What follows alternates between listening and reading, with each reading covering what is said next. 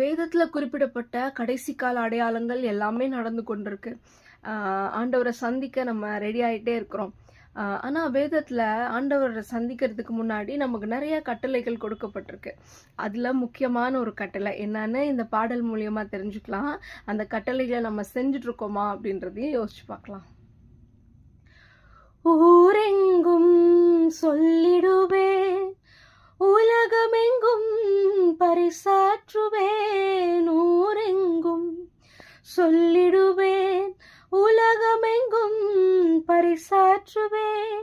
ஜீவிக்கிறார் என் இயேசு, சீக்கிரமாய் வந்திடுவார். ஜீவிக்கிறார் என் இயேசு, சீக்கிரமாய் வந்திடுவார். சர்வ வல்லவர் என் சொந்தமானார், சாவை வென்றவர் என் ஜீவனானார்.